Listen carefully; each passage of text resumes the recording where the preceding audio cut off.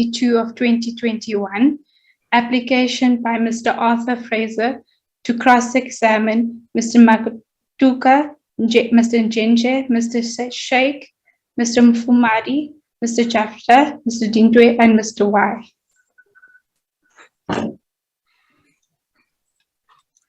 Chair. Thank you. Who appears? Chair, I'm appearing for Mr. Fraser in these proceedings. And good afternoon, Chair. Good afternoon, Mrs. Kakane. Thank you.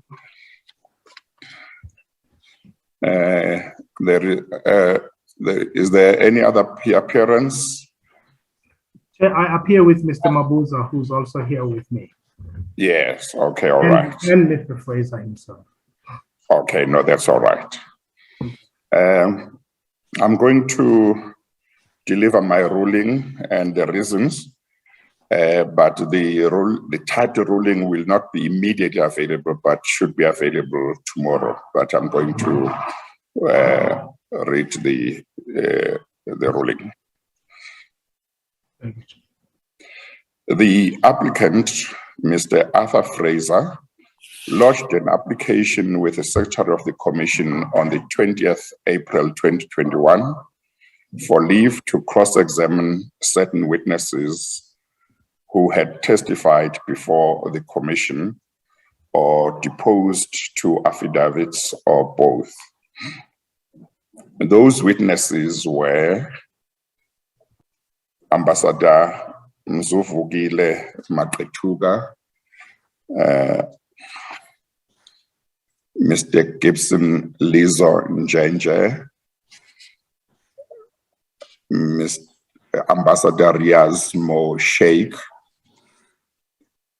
Dr. Folisane Sidney Mufamadi, Mr. Loiso Jafta, Mr. Setloma Maru, Isaac Dintwe,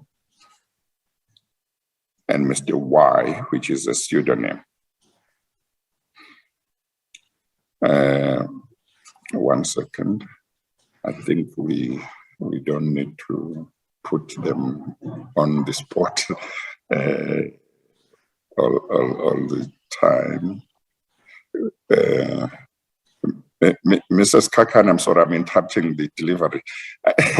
Are you happy to be on the screen all the time because you don't need to? Oh, you are not, you are muted. Yeah, I would like to disappear from the screen and just watch you. Yeah, okay. Do you Thank you, do that? Okay, thank you, Mrs. Kakan. Okay, all right.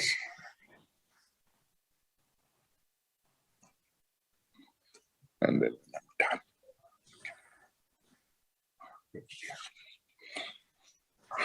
Okay, thank you. I'm going to then proceed from paragraph 2.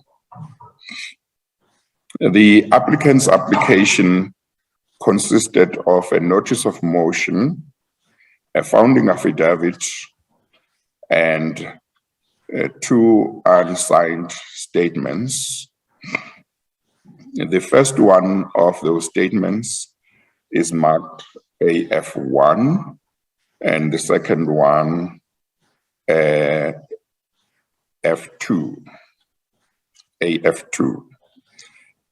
The applicant annexed to the second one his application before the Commission that he had lodged with the Secretary of the Commission on the 9th of March 2021 for an order effectively compelling the Minister of State Security, the Director General of the State Security Agency, and the State Security Agency to furnish him with a long list of documents about which I will say more later.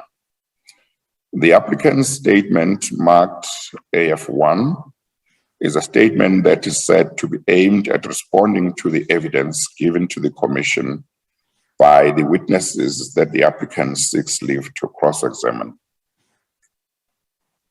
That statement is about 208 pages. The statement marked AF2 is said to be the applicant's response to the report of the high-level review panel that was chaired by Dr. Mufamadi in regard to the State Security Agency and its functioning.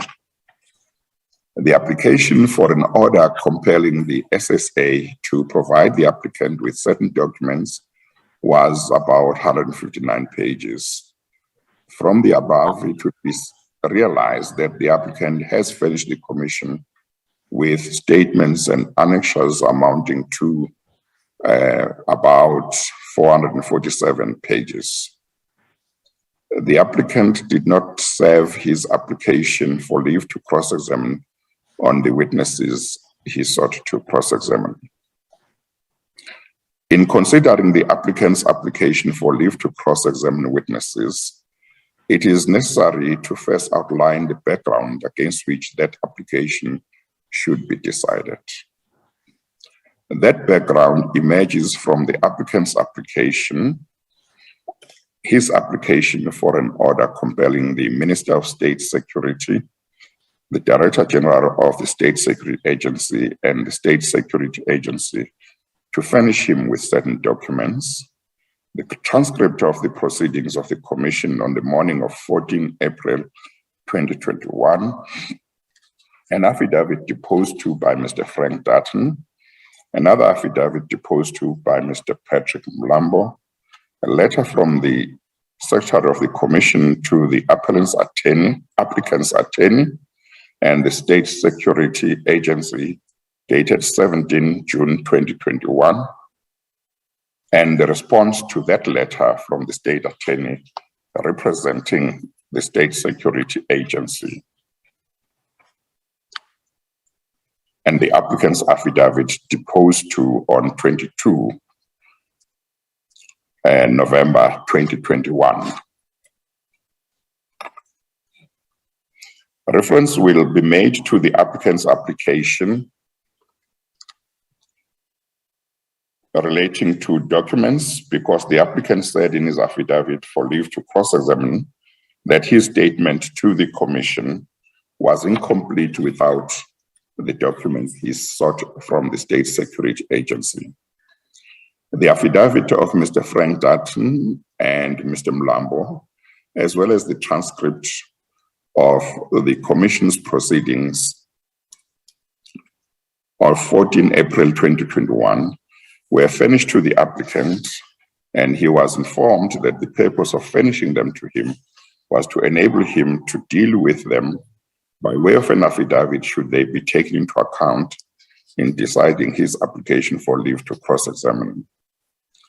The applicant asked for an extension of time to deliver his affidavit, and he was granted such extension. He subsequently delivered an affidavit in terms of which he made certain allegations against the Commission and the Chairperson of the Commission. In the written submissions prepared by the applicant's counsel, the applicant's counsel refers to what he said or announced when he appeared before the Commission on the 20th July 2020. He also attached to his written submissions the transcript of the proceedings of the Commission on the morning of that day, insofar as they relate to the announcement he made publicly on behalf of the applicant. It seems to me that what the applicant's counsel announced on that day publicly is a good point at which to start the background to the applicant's application for leave to cross-examine. This is what the applicant's counsel announced, and I quote, "Ordinarily, Mr. Fraser would have liked to die with the secrets he is going to have to disclose to these proceedings. But it is only because he has been accused of treason that he reluctantly comes here. And he comes here, Chair, to complete your picture of this thing called state capture. To complete it because what the Chair was told, at least from the intelligence point of view, which is not something that ordinarily should be done at a place like this. His evidence is going to be important because basically he's going to complete the picture. Because unlike many other witnesses, he is going to have to share the secrets with the chair relating not just to those who were in the administrative arm of government. He will have to complete this by doing something he reluctantly does, to tell the chair about things that relate to the president or the presidents of this country, past and present, that relates to judges, that relates to parliamentarians. So those three arms, because the chair will have completed that when he knows what has been happening there. As I said, I've advised him not to, because he signed an oath never to, but he has been accused of treason now. Close quote. Mr. Frank Dutton's affidavit and that of Mr. Mlambo reveal that after the Commission's investigation team, which included Mr. Dutton and Mr. Mlambo, had become aware that the applicant had made certain allegations which related to matters that seemed to fall within the terms of reference of the Commission, a decision was taken by members of the Commission's legal team and investigation team that the applicant be approached and invited to work with the Commission so that the Commission could investigate his allegations. Mr. Mlambo was asked to approach the applicant's attorney in order to see whether a member or members of the Commission's team could interview the applicant. Mr. Mlambo says that he approached the applicant's attorney on 5 August 2020 with that request. Mr. Mlambo says in his affidavit that the applicant's attorney not only rejected the approach, but he was rude and disrespectful to him. Mr. Mlambo says he subsequently reported this to Mr. Frank Dutton. Mr. Dutton then sent an email on the 5th August 2020 to the head of the Commission's legal team, Advocate P.J. Pretorius SC, and the head of the Commission's investigation team, Mr. T. Nombembe. The email from Mr. Dutton, dated 5 August 2020, to Mr. Pretorius and Mr. Nombembe, read as follows, and I quote, "Dear Paul and Terence, I asked Pat to phone Fraser's lawyer and refer him to the statements that Fraser would lay bare to the Commission, secrets that relate to presidents and judges. Further, that should his client wish to open a communication with the Commission, we would facilitate this. The lawyer took exception to this and expressed anger at our approach. Very clearly, according to the lawyer, Fraser does not wish to engage with us, but would use their own channels and methods. An interview with Fraser is therefore not on the cards. Regards, Frank," close quotes. The applicant has said that he was not aware of any conversation that his then attorney may have had with Mr. Patrick Mlambo on 5 August 2020, but he says that he had not told his attorney that he did not want to engage with the Commission. Apparently, the applicant's then attorney subsequently passed on. Mr. Mlambo has confirmed in his affidavit that he did speak to the applicant's attorney of the time, and the latter's response was as reflected in Mr. Dutton's email of 5 August 2020, addressed to Mr. Paul Pretorius, the head of the Commission's legal team, and Mr. Nombembe, the head of the Commission's investigation team. it would appear that by way of a letter dated 5 August 2020, the applicant's then attorney wrote to the State Security Agency and requested to be furnished with a variety of documents which he said he needed in order to prepare a statement to the Commission. That the applicant's attorney would on 5 August 2020 have written a letter or email to the State Security Agency asking for documents which he said he needed in order to deal with evidence led before the Commission is strange, because on Mr. Mlambo's version, that is the day on which the applicant's attorney rejected the Commission's approach to interview the applicant. The applicant's attorney said that the applicant needed those documents in order to deal with allegations made against him by certain witnesses who testified before the Commission.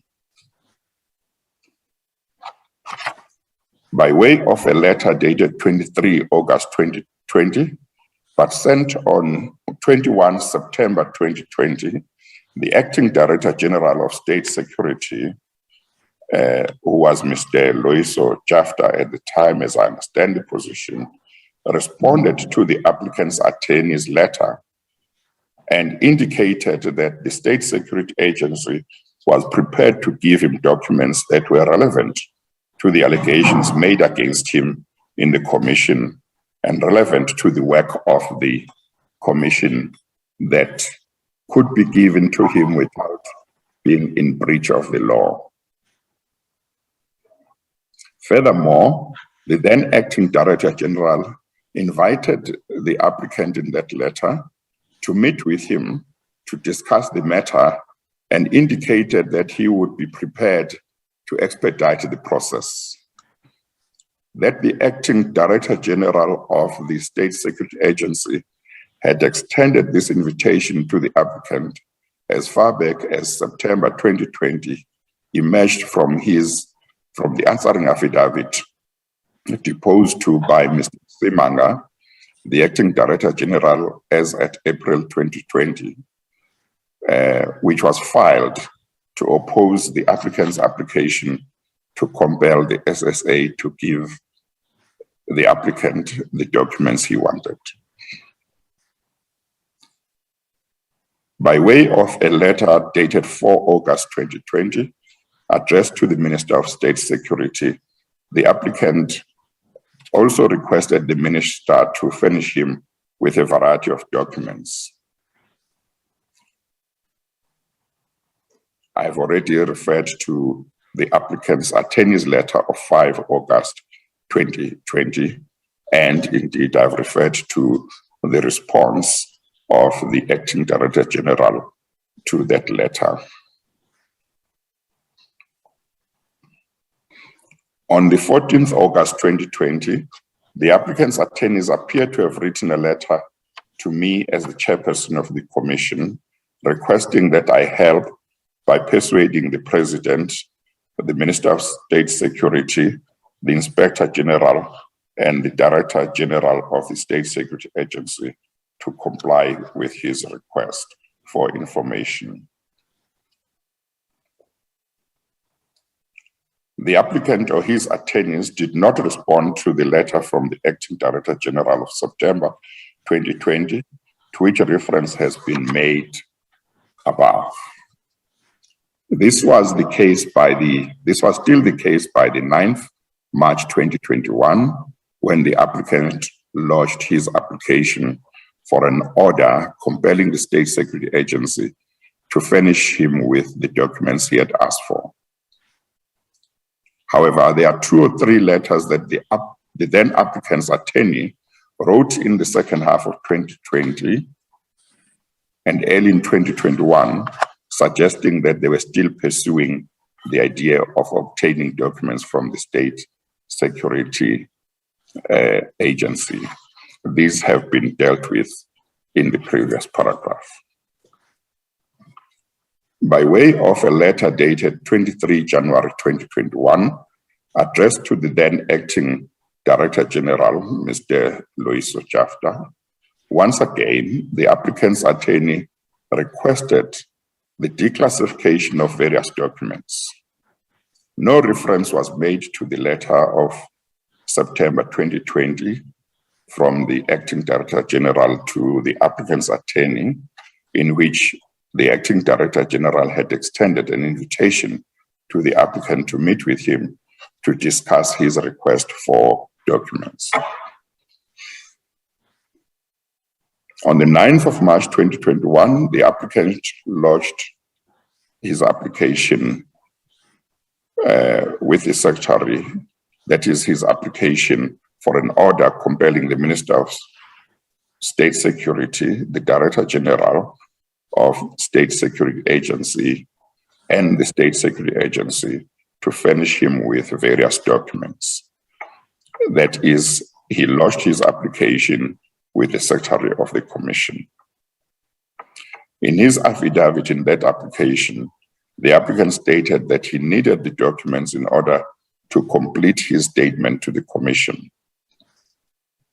In paragraph 18 of his founding affidavit, the applicant said, and I quote, "These documents are necessary to enable me to respond to the allegations leveled against me and assist the Commission uncover the true nature and extent of state capture, and I'm convinced that the respondents are in possession thereof."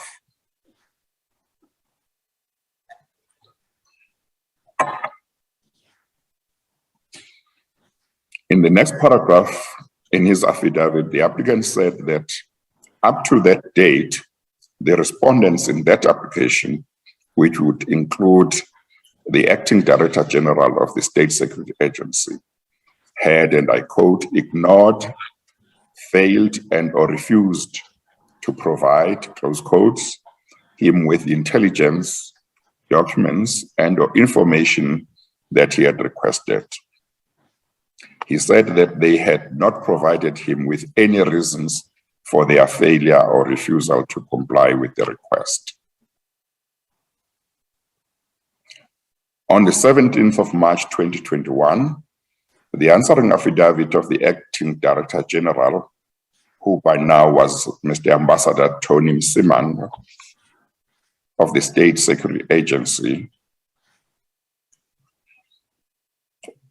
was lodged with the Commission and would have been served more or less around that date on the applicant's attorneys.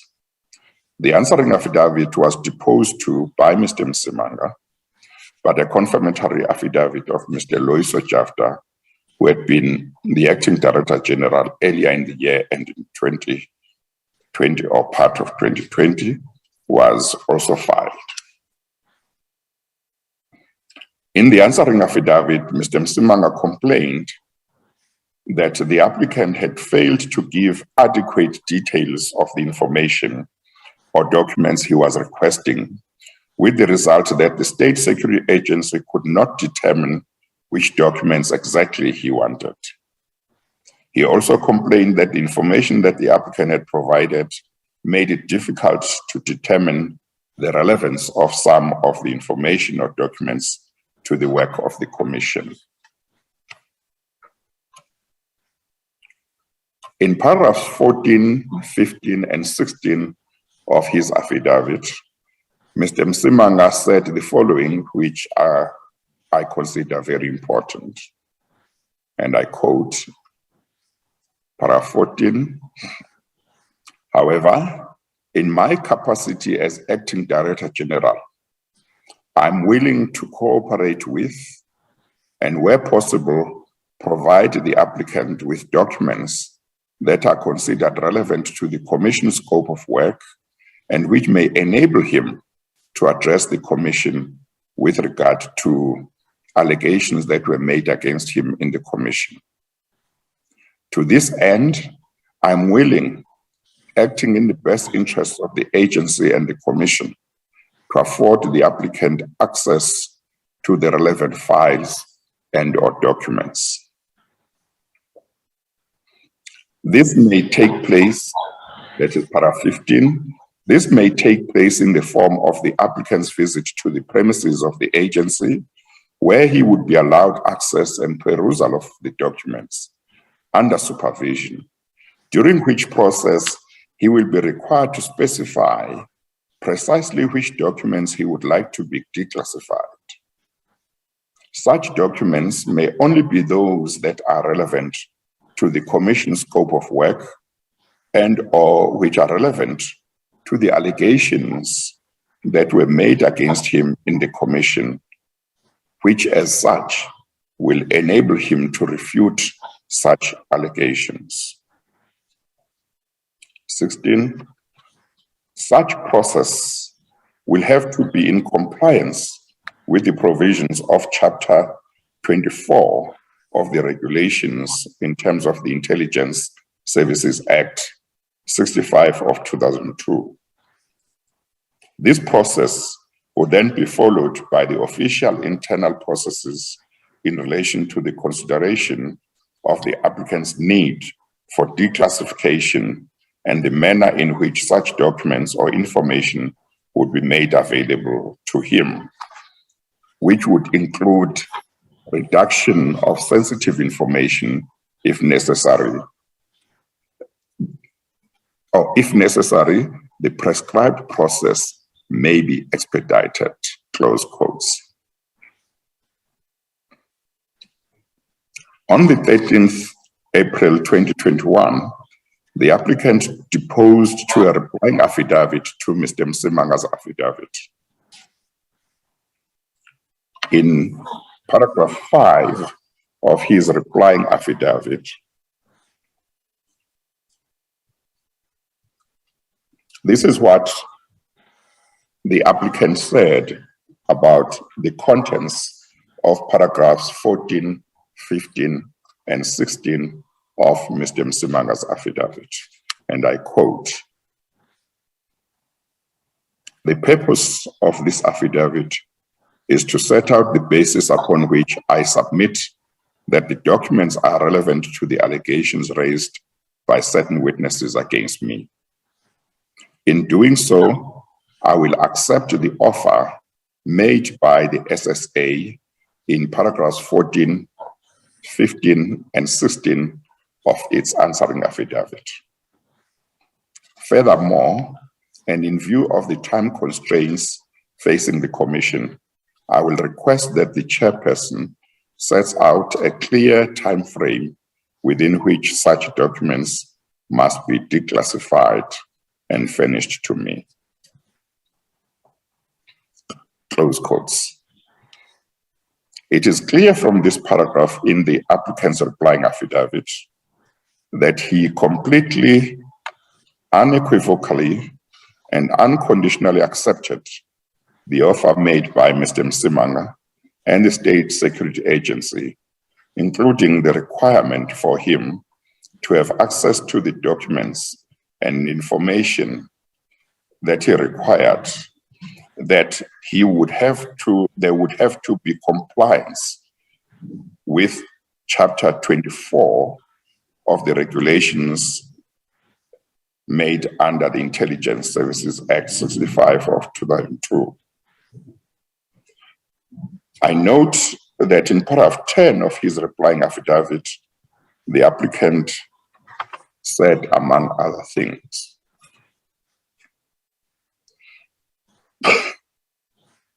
"I have cast the net wide." Let me start that. I quote, "I have cast the net wide because the testimonies of Mufamadi, Njenje, Makatuga, Jafta, and Miss K all sought to attribute all intelligence failures to me and my tenure. I stress that my statement is incomplete without the documents I seek. As a courtesy, I've elected to attach it in its current state in order to demonstrate that I seek to assist the Commission and await these documents in order to complete the picture painted in my draft statement." Close quotes.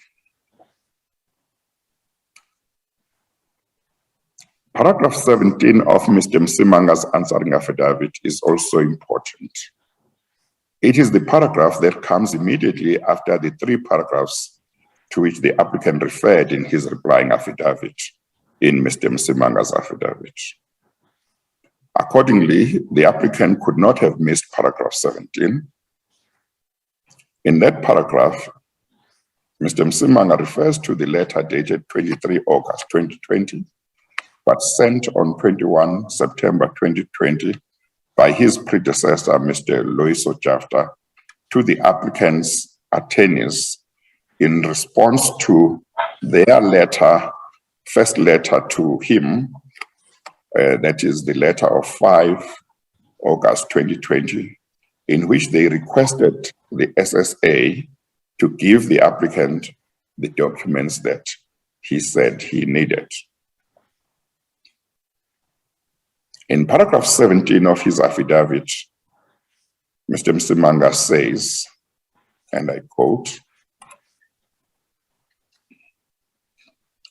"I am advised that Mr. Jafta, in a written response to the applicant's attorney's letter to the Office of the Director General of the agency, dated 5 August 2020, advised and invited the applicant to follow the appropriate procedure to enable the agency to properly consider his request for information. In the said letter, dated 23 August 2020, which was sent to the applicant's attorneys on 21 September 2020, Mr. Jafta also extended an invitation to the applicant for consultation with him to discuss how best the matter could be dealt with. However, this advice and invitation came to naught as the applicant did not follow the said advice and ignored the invitation. A copy of the aforesaid letter from Mr. Jafta to the applicant is attached hereto and is marked Annexure TM1. The Chapter 24 regulation attached to the said letter is annexed hereto and is marked Annexure TM2. Proof of dispatch of the said letter by email on 21 September 2020 is attached hereto and is marked Annexure TM3, close quotes. Paragraph 17 of Mr. Msimanga's affidavit is clear. What is very interesting is that in his replying affidavit, the applicant, who must have read paragraph 17, did not deny what was said in paragraph 17, nor did he deny that he or his attorney received Mr. Jafta's letter, which is referred to in paragraph 17. This has to mean that the applicant's attorneys did receive that email or letter, and the applicant knew about it. This has to be so because there can be no doubt that if the applicant's attorneys had not received the letter or email, the applicant would have said so in his response in the replying affidavit after reading paragraph 17 of Mr. Msimanga's affidavit. The fact that he did not deny the contents of paragraph 17 means that he and his attorneys did receive the email or letter. The question that arises if the applicant and his attorneys at the time did receive Mr. Jafta's letter is this one. Why did the applicant's attorneys then, or the applicant, not respond to it and accept Mr. Jafta's invitation and meet with Mr. Jafta and do the necessary to obtain the documents that the applicant had requested? The applicant did not explain this in his replying affidavit. Another question is this: why did the applicant write other letters to the Acting Director General requesting the documents? This is not explained. Yet another question is, why did the applicant launch an application in the Commission for an order compelling the Minister of State Security, the Acting Director General of SSA, and SSA to give him documents that he knew they had said they were prepared to give him if they were relevant to the work of the Commission or related to allegations that had been made against him in the Commission if he complied with Chapter 24 of the regulations in terms of the Intelligence Services Act of 2002. This is difficult to understand. However, these are not the only unanswered questions relating to the applicant's application. There are more unanswered questions. On the 14th April 2021, when the applicant's application for an order compelling the SSA to give him documents was to be heard, an agreement was reached that the application be adjourned sine die to enable the applicant or his legal representative and the State Security Agency to meet with the SSA and seek to reach an agreement on which documents the SSA would be prepared to give him and which documents they were not prepared to give him, if any, and what the grounds were for their unpreparedness to give him some of the documents.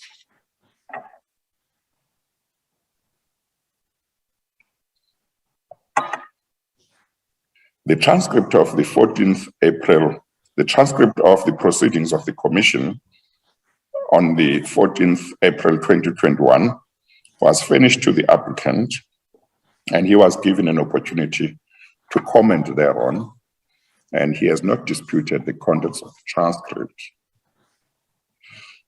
They reveal that the applicant's own legal representative said the following, among other things, during those proceedings, and I quote, "And for the first time in the respondent's answering affidavit, do we get told that the respondents are willing to assist us with the documents that you require and subject to us providing them with the particulars of the documents that are required," close quotes.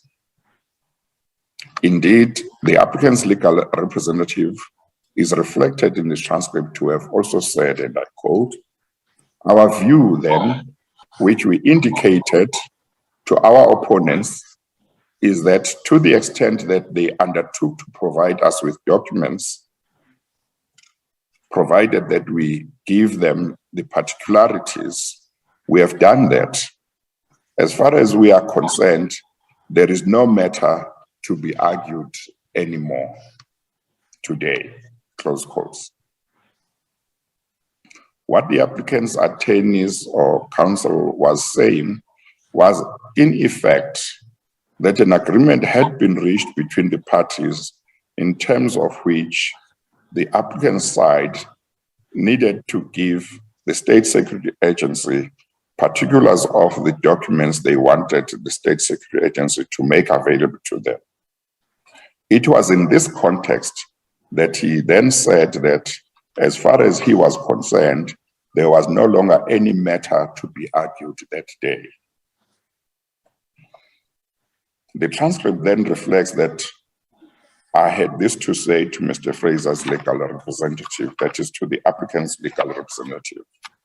And I quote, "As it stands, yeah, well, it seems to me that because they have given that undertaking, you are right in taking the attitude that you should give them time to apply their minds to the particulars that you have given so that they can give you the information you have asked for. Or if they have reason not to give some of the information that is, they can tell you why.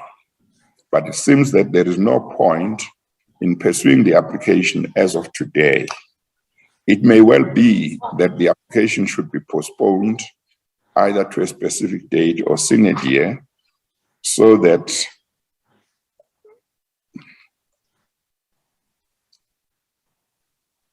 that stays the one point. But the other point, which I must say, is that you and your client appreciate the situation, must appreciate the situation that the commission is faced with. And I'm just making sure that this sentence is legible, is understandable. That is to what the commission can do at the time that your client will have received the documents that is looking for in terms of the commission allocating any time for any evidence. I cannot give you any guarantee because of precisely where we are. The oral evidence should have been finalized by the end of March. We are in extra time and there is serious difficulty. You know, April and May and June were supposed to be for the writing of the report. So I'm just mentioning that for what it is worth, so that as and when you reach a point where you have got the information you are asking for, we are not guaranteeing anything. If at that stage you make a request to give evidence or whatever, that will have to be looked at that time against the constraints that will exist at that time. You appreciate that. Close quotes. It will be seen from what is quoted above that Mr. Fraser's legal representative was specifically informed that because of the time when the applicant brought his application, there was no guarantee that when he obtained the documents he sought, the commission would be able to hear his evidence or that of any witnesses he might wish to call. It was made clear that the hearing of oral evidence was meant to have been completed by the end of April. The applicant's legal representative was asked whether he appreciated the constraints under which the commission was operating, and he responded, and I quote, "We appreciate that, Chairperson," close quotes. The transcript also reflects what the respondent's legal representative said in those proceedings. He's reflected as having said, and I quote, "The agency was approached by the applicant as early as August 2020. The then acting Director General responded to the applicant, inviting him to follow the correct procedure and also invited him to have a consultation with him so that they can see how best the agency can help him to expedite the issue of the disclosure of information." And that was the letter to the applicant that was sent on the 21st September 2020. And the applicant did not respond to the invitation that was extended to him by the then Director General. And now, 6 months down the line, they decided to approach the commission, alleging that they would not have been afforded an opportunity to get the documents that they are looking for, which is not true, close quotes. The State Security Agencies Council in that application submitted that Mr. Fraser was wasting the commission's time and abusing the commission's processes, and his application should simply be dismissed. The transcript reflects that at that stage, the chairperson suggested that Mr. Fraser's application be postponed to enable the parties to try and reach an agreement, and the respondent's legal representative then decided not to persist in his argument that Mr. Fraser's application be dismissed. The transcript also reflects something important that Advocate P.J. Pretorius SC, the head of the commission's legal team, said in those proceedings. Mr. Pretorius is reflected as having said, among other things, and I quote, Mr. Fraser says in paragraph 34 of his founding affidavit,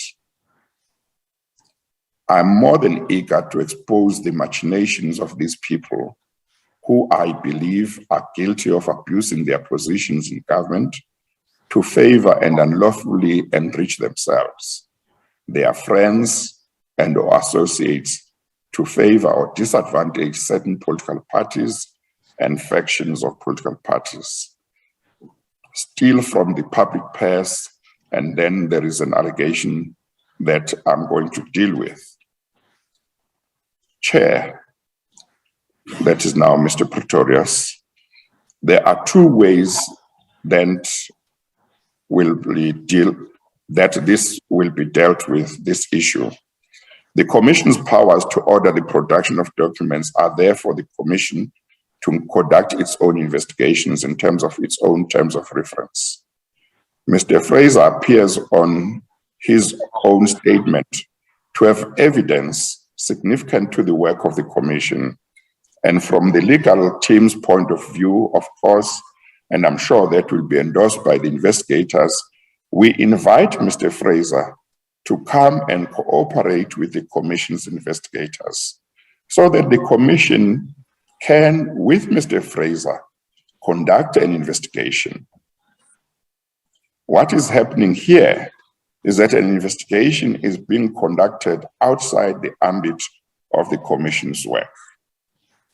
So, if Mr. Fraser has evidence relevant to the Commission of this nature and of a serious criminal, I'm going to start that sentence. So if Mr. Fraser has evidence relevant to the Commission, evidence of a serious criminal nature, it should have been brought before the Commission long ago.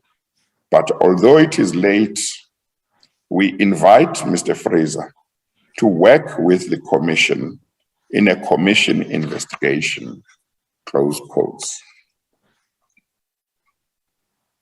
This part of the transcript reflects quite clearly that the head of the Commission's legal team publicly invited the applicant, I open quotes, to come and cooperate with the Commission's investigators so that the Commission can, with Mr. Fraser, conduct an investigation, close quotes. Later, Mr. Pretorius is reflected as having said, and I quote again, we invite Mr. Fraser to work with the Commission in a Commission investigation, close quotes.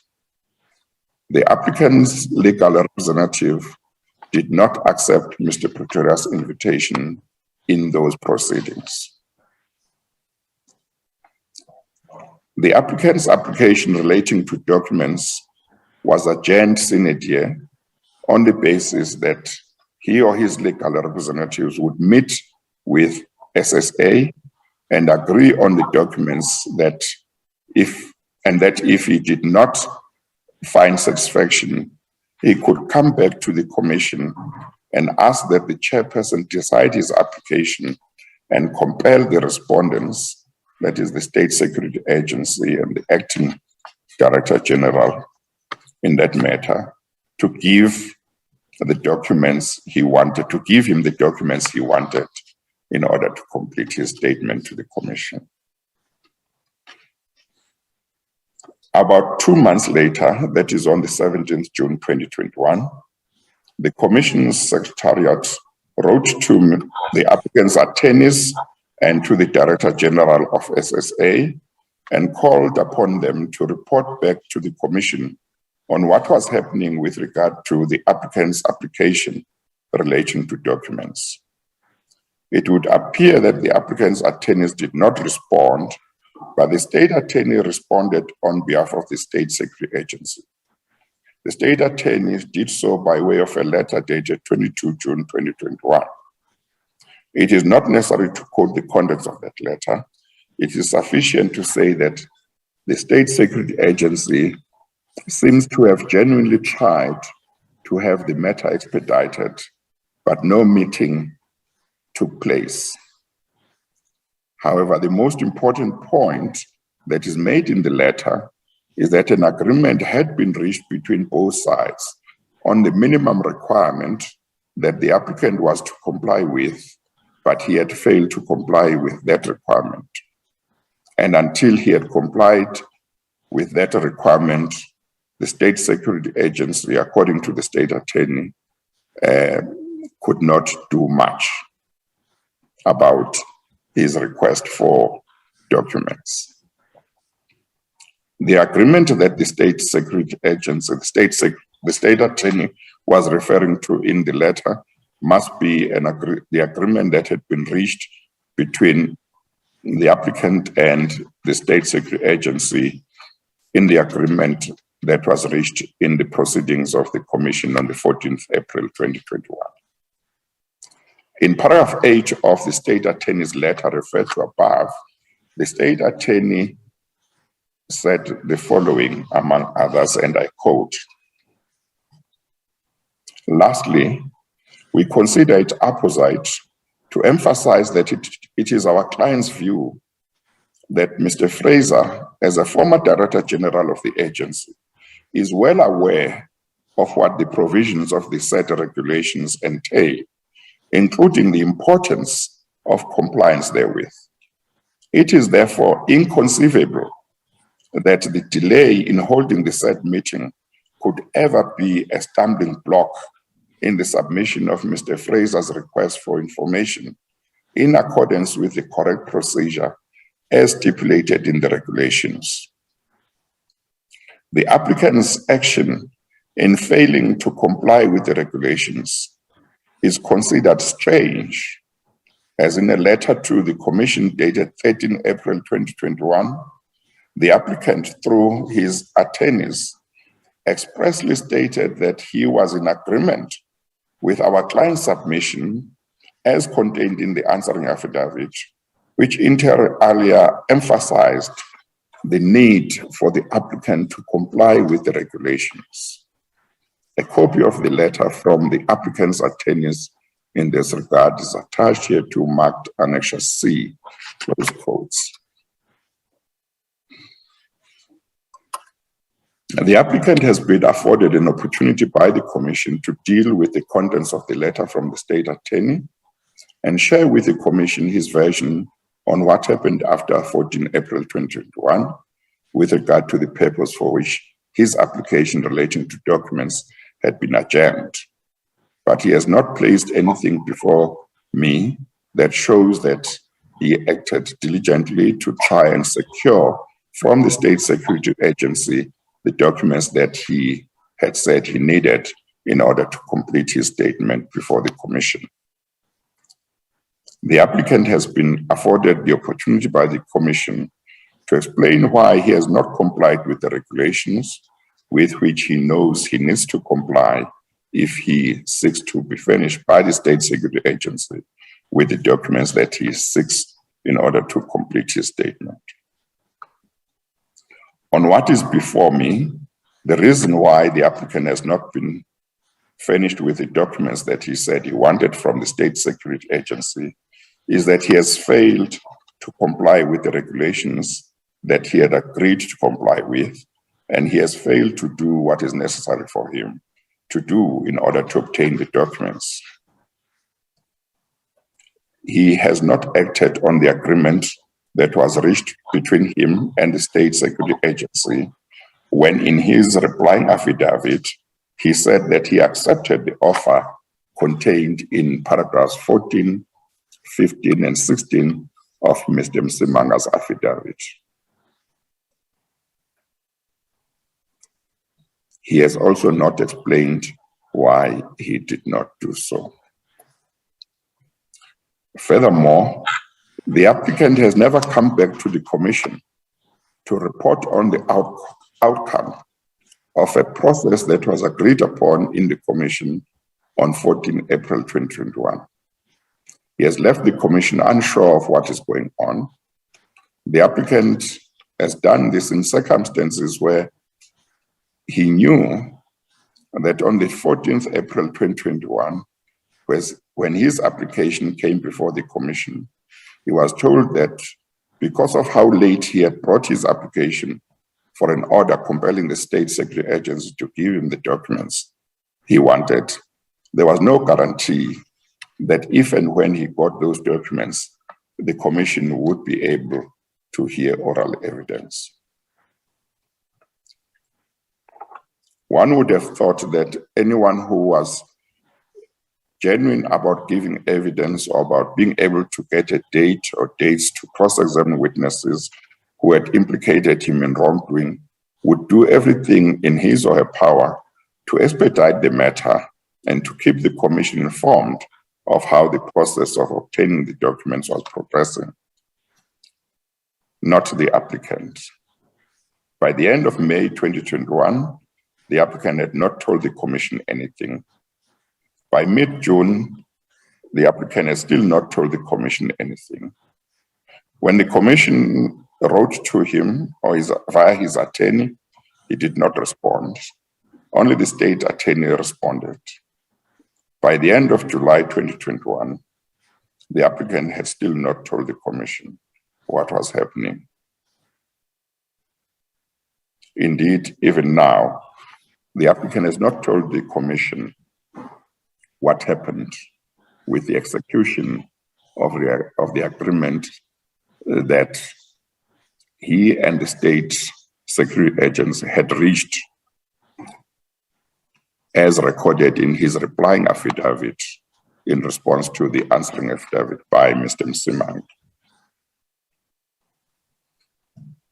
The state security agency has said the applicant was obliged to comply with Chapter 24 of the regulations, but has not complied.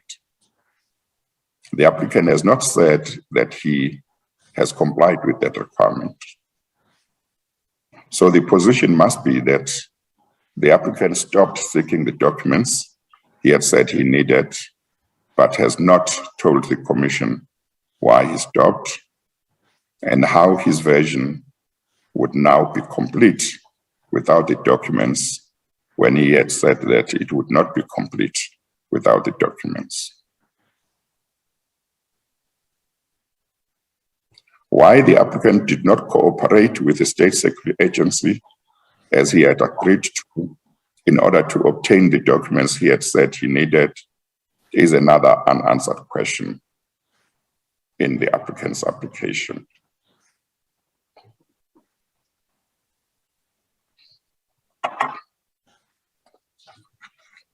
With that background, it is necessary to then look at the rules of the commission that govern proceedings or applications for leave to cross-examine a witness. Regulation 15 of the regulations of the commission provides that the commission may prescribe its own processes. Rule 3 of the rules of the commission governs witnesses who are presented to the commission by the commission's legal team and implicated person and their evidence.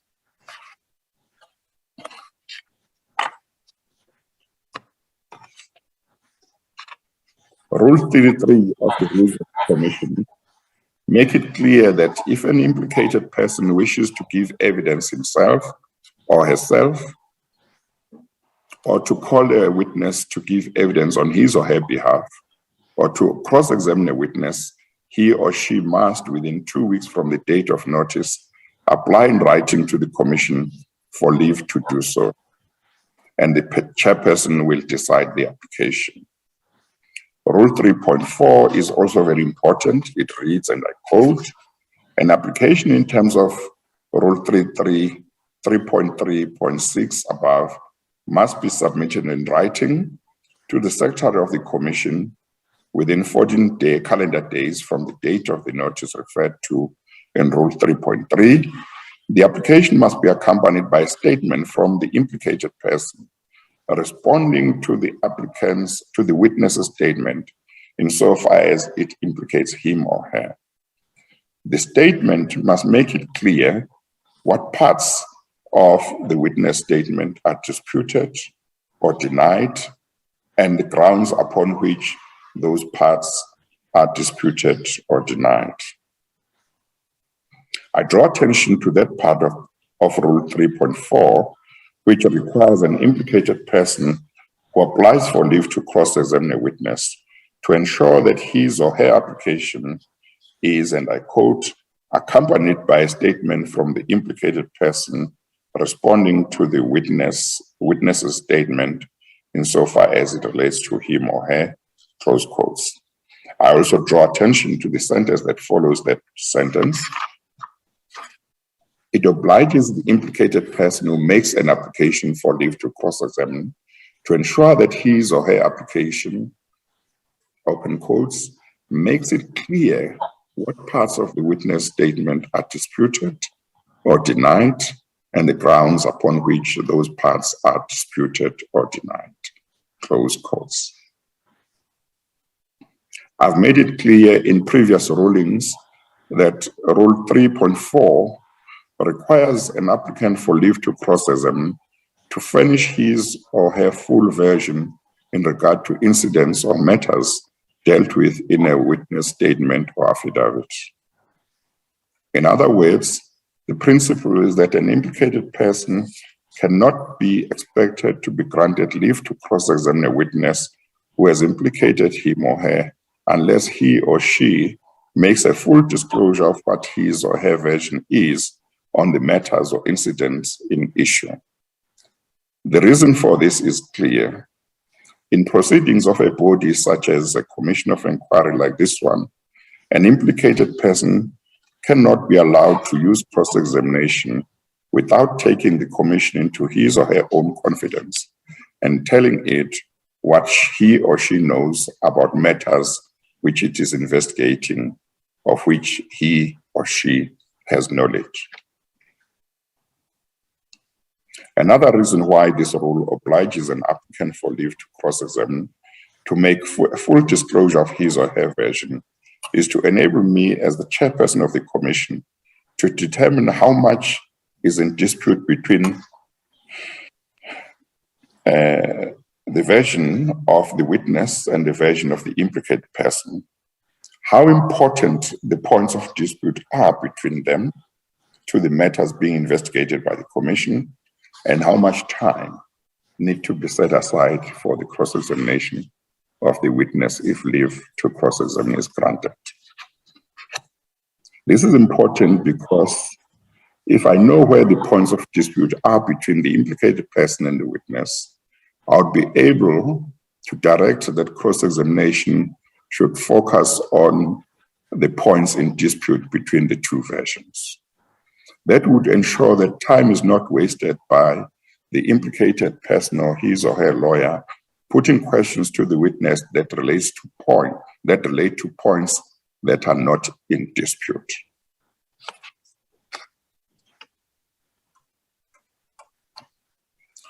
Rules 3.5, 3.6, and 3.7 are also important.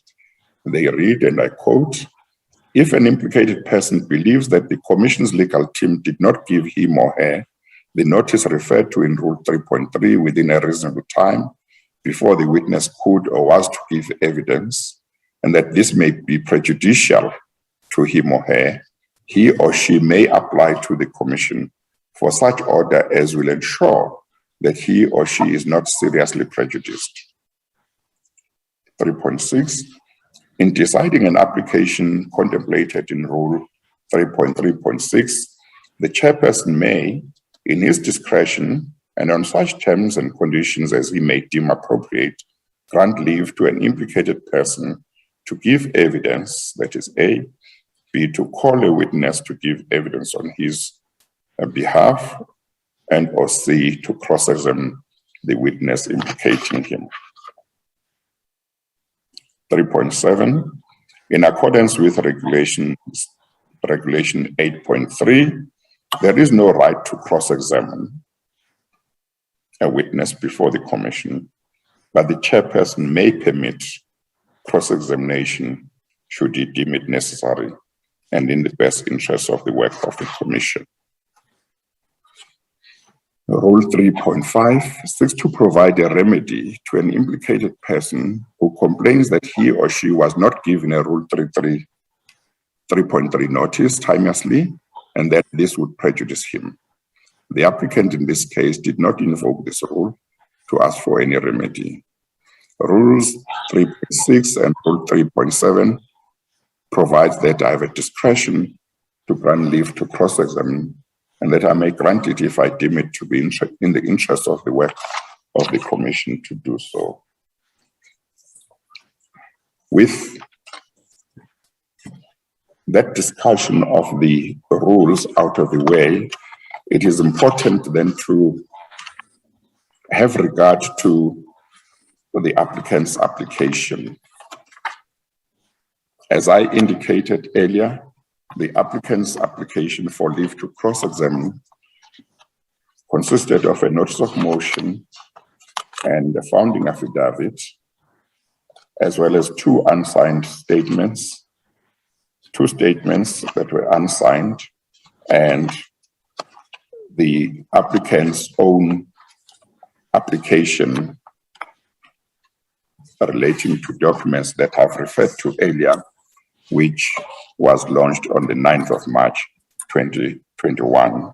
That application was an annexure to one of the unsigned statements. Statements that I've said were unsigned, were also not under oath. The applicant indicated in his affidavit that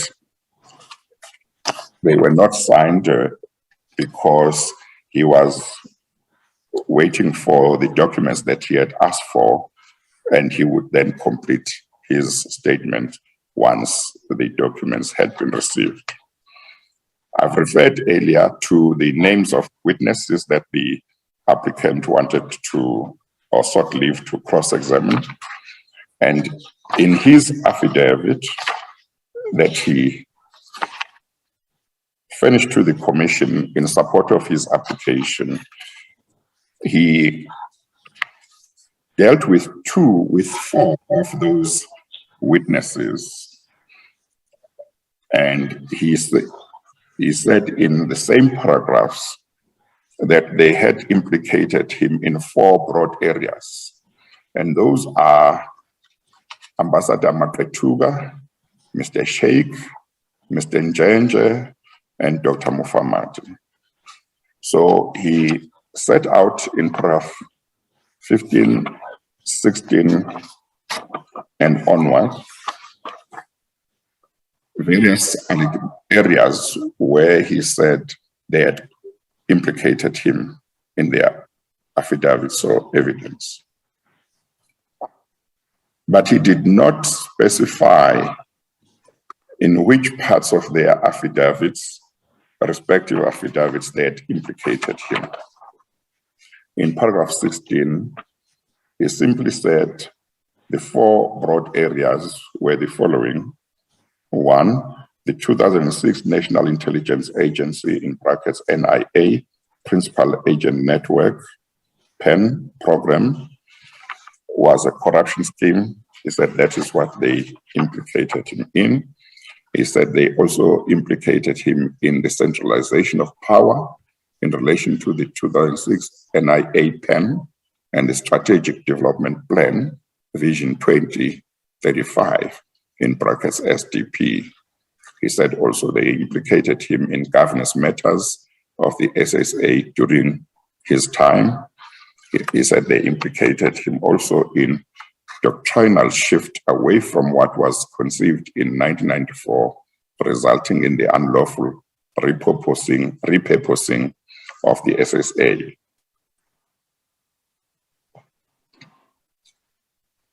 He said another issue raised by Ambassador Makretuga and others, which directly or indirectly affected him, was the investigations that were conducted into the affairs and operations of the 2006 NIA PEN program.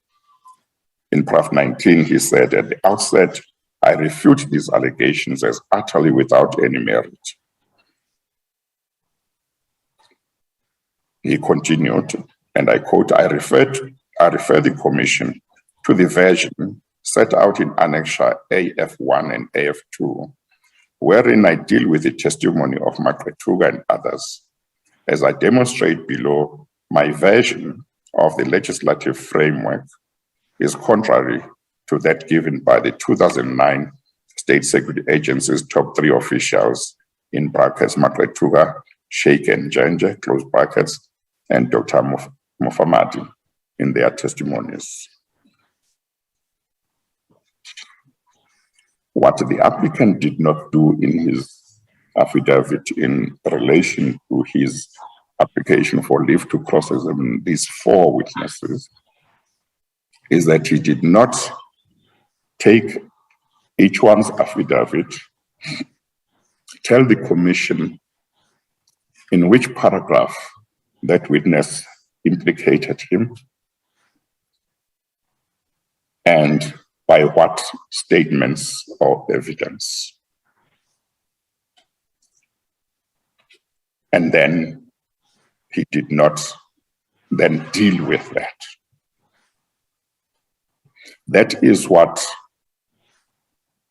would be required, and that is what is well known among all legal practitioners you do when you respond to an affidavit. You identify the paragraphs that are important or that you dispute, or the paragraphs on which you have something to say, particularly those you dispute, and you say what parts of those paragraphs you dispute completely, what parts you admit, what parts you qualify, or what parts require context.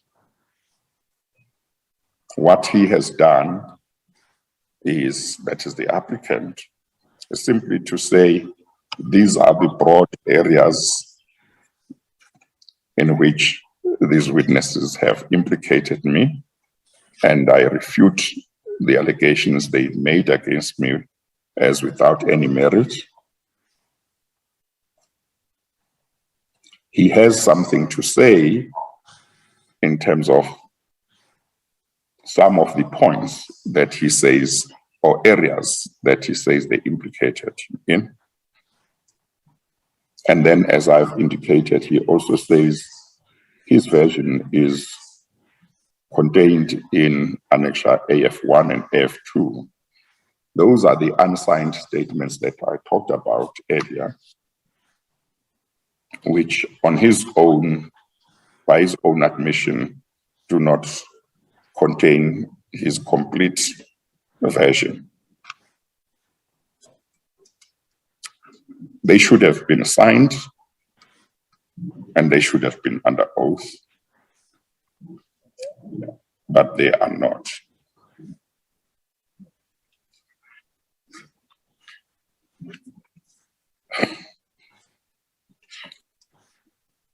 The applicant deals in his affidavit with certain topics, such as the 2006 National Intelligence Agency Principal Agent Network PEN program, intelligence and its role in society in relation to national security is another topic it deals with in his affidavit.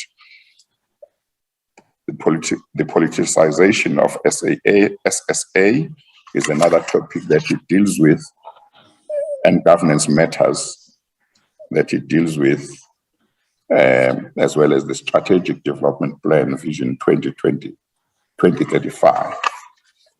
It would appear that it deals with those topics in relation to the 4 witnesses that I have indicated, namely Ambassador Makletuga, Mr. Njenje, Mr. Sheikh, and Dr. Mufamadi. He also indicated that he sought leave to cross-examine Mr. Jafta, the former acting Director General of SSA, and in paragraph 4 or 41 of his affidavit, he says, and I quote, "Although I did not receive a Rule 3.3 notice in respect of Jafta's testimony, I've considered his statement and testimony before the Commission. In his statement, he implicates me by alleging the following. 41.1, in paragraph 11 of his statement, he falsely accuses me of centralization and over-concentration of power in my office. He further alleges that I systematically subverted the law and systems of control within the agency by unlawfully putting in place new systems that did not comply with the legal requirements. He also claims that I irregularly approved funding for ulterior purposes and undermined reporting procedures of the agency. For 41.4, more seriously, he alleges that a sum of 125 million rand was unaccounted for and emanates from operations in the Office of the Director General during my tenure. 41.5, confirming the report of the high-level review panel on the SSA and the testimony of Dr. Muhammadi, he claims that an amount of 9 billion rand in relation to assets was unaccounted for, close quotes. I pause here to say that the reference to 9 billion rand was clarified in the commission and it was accepted, as I recall, even by Mr. Jafta, that amount was incorrect.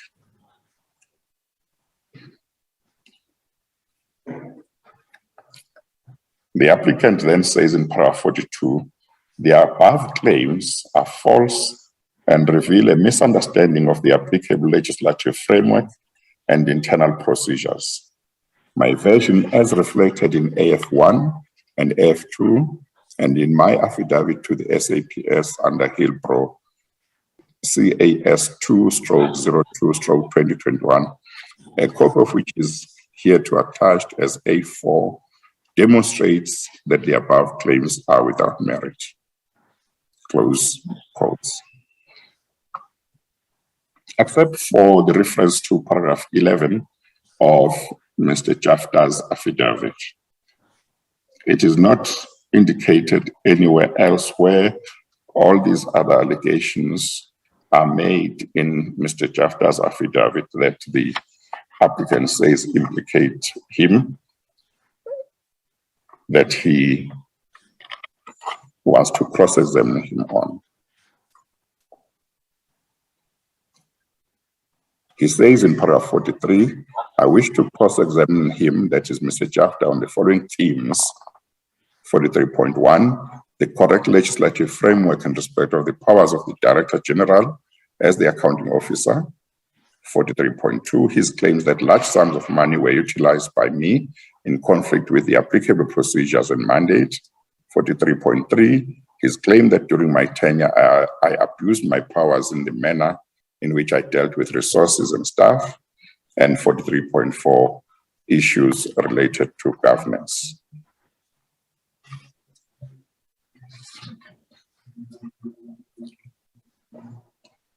With regard to Mr. Y, the applicant says he received a Regulation 33 notice in respect of Mr. Y on 8 January 2021 and was advised of the broad areas in which Mr. Y implicated him. He then goes on to set out those areas as he understands them in paragraph 44.1 to 44.5. He then says that his own version is reflected in annexes AF1, AF2, and AF4.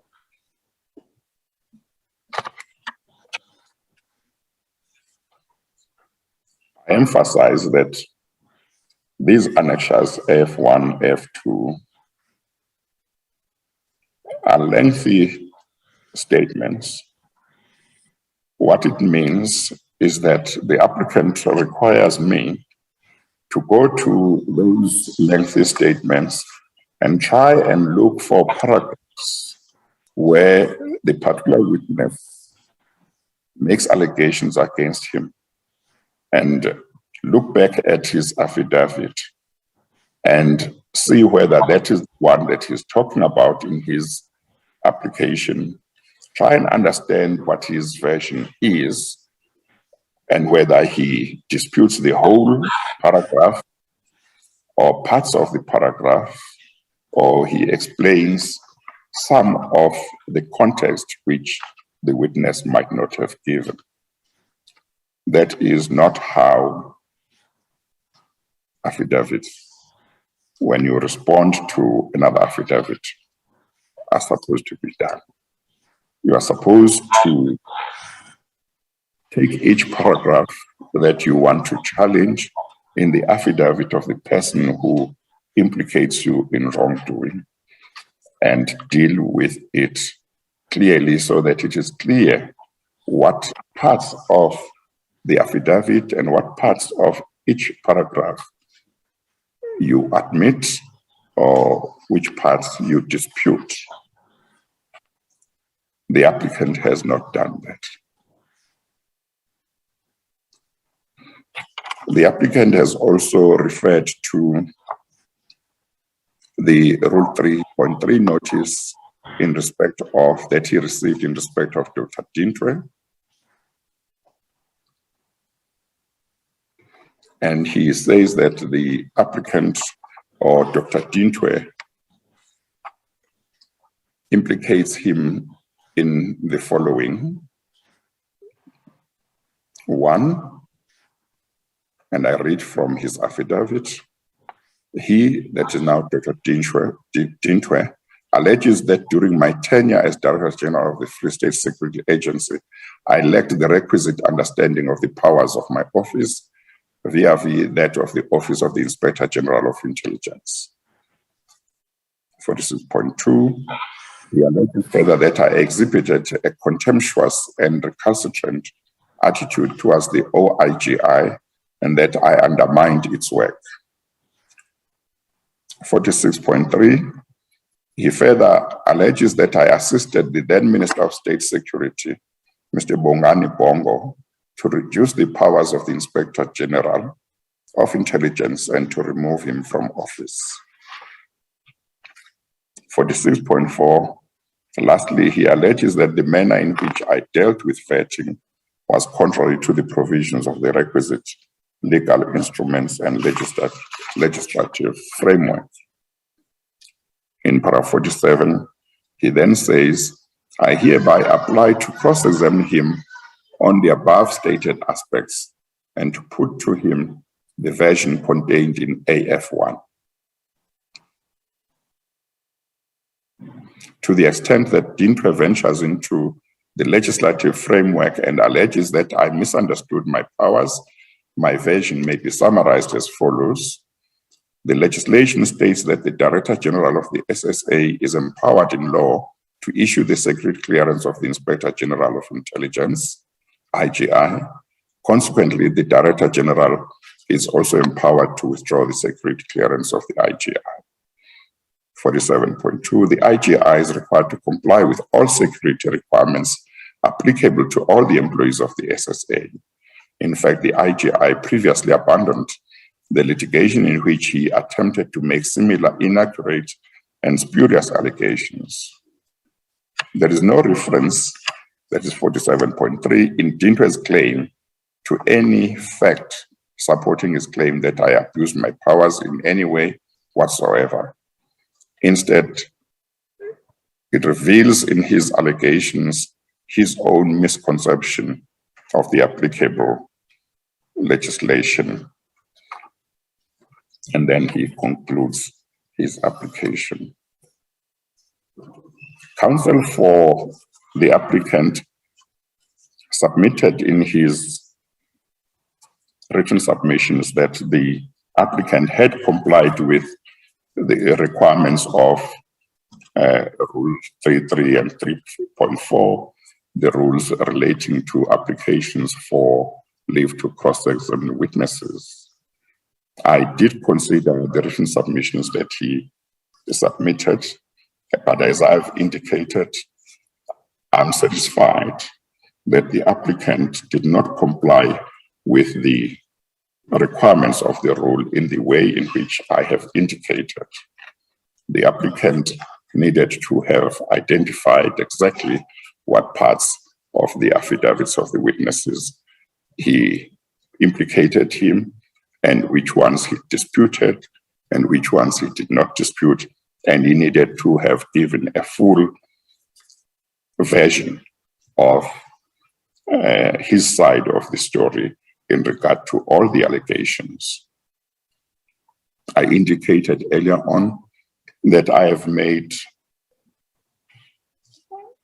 rulings before in relation to applications for leave to cross-examine, in which I've indicated that the rules require that an applicant for leave to cross-examine a witness is required to furnish the commission with his full version or account of the events that he is implicated in. In this case, one, the applicant has not complied with the rule in relation to identifying in the affidavits of the witnesses exactly the paragraphs and parts of paragraphs that he disputes and which implicate him and what his version is in regard to that. But two, he has, on his own admission, said that his version is incomplete without the documents that he sought to obtain from the State Security Agency. The Commission adjourned his application on the 14th of April in order to give him and the State Security Agency an opportunity to discuss and reach agreement on the documents that could be made available to him, because quite clearly the State Security Agency was prepared to give him documents if they were relevant to the scope of the commission or relevant to the allegations that had been made against him in the commission, and if it could do so without being in breach of the law. It is quite clear that they agreed as to what should happen, and that included compliance with Chapter 24 of the regulations promulgated under the Intelligence Services Act of 2002. The State Security Agency says he has not complied with that.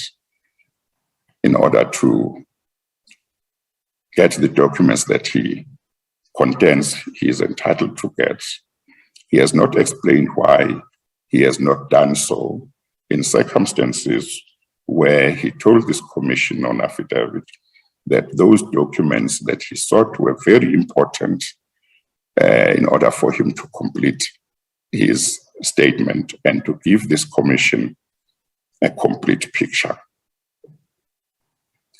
In those circumstances, I can see no reason why it can be said that it is in the interest of the work of the commission to grant the applicant leave to cross-examine any of these witnesses in the circumstances that I have set out in relation to non-compliance with the rules of the commission, and in relation to there being no explanation as to why, having said that his statement would not be complete without the documents that he asked for from the State Security Agency, and the commission having given him time to ensure that he secured such documents, and the State Security Agents having undertaken to give him such documents, why he has not pursued that and why he is no longer seeking to place those before the commission so that his statement before the commission is complete. In all of these circumstances, I've concluded that the applicant's application stands to be dismissed, and it is so dismissed.